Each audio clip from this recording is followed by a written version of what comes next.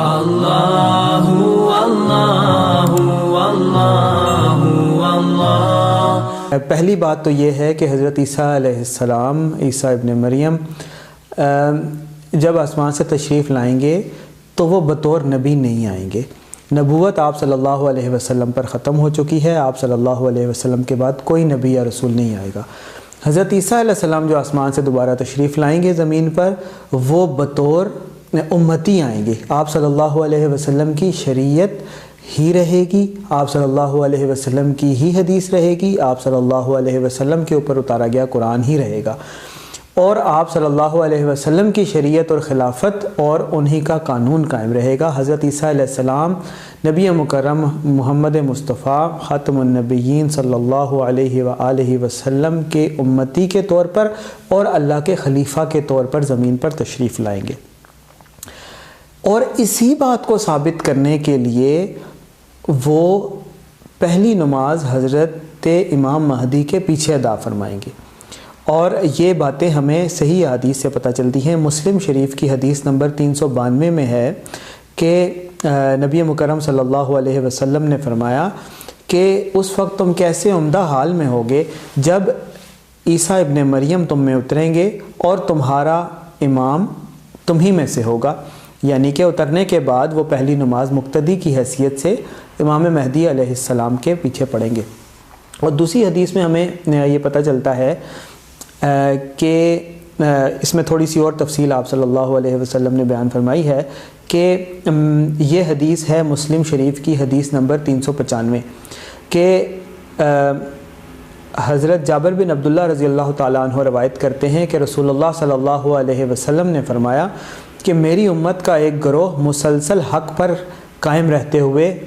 لڑتا رہے گا، جہاد کرتا رہے گا، اور وہ قیامت کے دن تک جس بھی معرکے میں ہوں گے غالب رہیں گے۔ پھر آپ صلی اللہ علیہ وسلم نے فرمایا کہ پھر عیسیٰ علیہ السلام اتریں گے تو اسی گروہ کا امیر ان سے کہے گا کہ آئیں ہمیں نماز پڑھائیں۔ اس پر حضرت عیسیٰ علیہ السلام جواب دیں گے کہ نہیں، اللہ کی طرف سے اس امت کو بخشی گئی عزت و شرف کی بنا پر تم ہی ایک دوسرے پر امیر ہو، یعنی تاکہ یہ بات ثابت ہو جائے کہ حضرت عیسیٰ علیہ السلام بطور امتی تشریف لائے ہیں، نہ کہ بطور نبی۔ اور جہاں تک یہ بات آپ نے کی ہے کہ یہ کیسے ہو سکتا ہے کہ ایک غیر نبی جو ہے وہ امامت کروائے اور نبی جو ہے وہ پیچھے نماز پڑھے، تو یہ حضرت عیسیٰ علیہ السلام تو پہلی بات یہ ہے کہ نبی ہوں گے نہیں، وہ امتی کے طور پر آئیں گے۔ لیکن یہ جو آپ نے بات کی، میں کلیریفیکیشن کے لیے بتا رہا ہوں کہ ایسا آپ صلی اللہ علیہ وسلم کے دور میں بھی ہوا ہے کہ آپ صلی اللہ علیہ وسلم، یہ ایک تفصیلی حدیث ہے بخاری شریف کی 713 نمبر کے، اس کا مفہوم میں آپ کو بتا دیتا ہوں کہ آپ صلی اللہ علیہ وسلم کی جب علالت کا وقت تھا آخری ایام میں، تو آپ صلی اللہ علیہ وسلم نے صحابہ کو حکم دیا کہ حضرت ابو بکر صدیق رضی اللہ تعالیٰ عنہ سے کہیں کہ وہ امامت کریں۔ تو عرض کیا گیا کہ یا رسول اللہ، حضرت ابو بکر صدیق رضی اللہ تعالیٰ عنہ تو نرم دل ہیں، وہ آپ صلی اللہ علیہ وسلم کی یعنی آپ صلی اللہ علیہ وسلم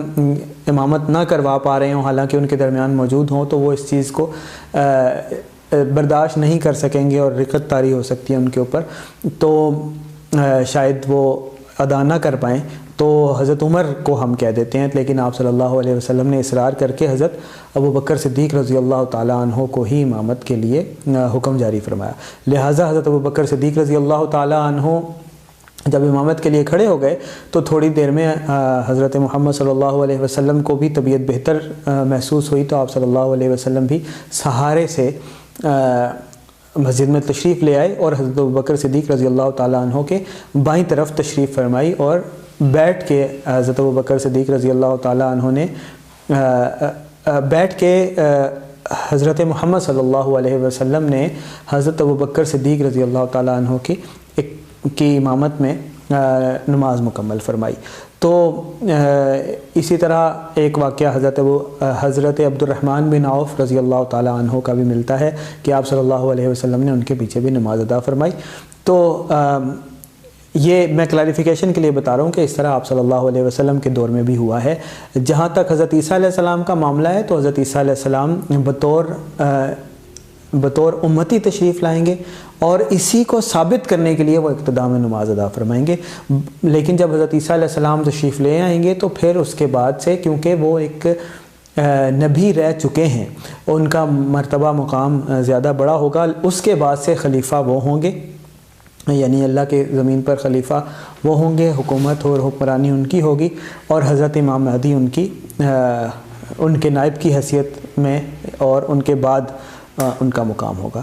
تو اللہ تعالی ہم سب کو وہ سنہرا دور دکھائے اور اس سے پہلے آنے والے فتنوں سے، فتنہ دجال سے اللہ تعالی ہمیں محفوظ فرمائے۔ اللہم ارنا الحق حقا وارزقنا اتباعہ وارنا الباطل باطلا وارزقنا اجتنابہ، آمین یا مجیب السائلین۔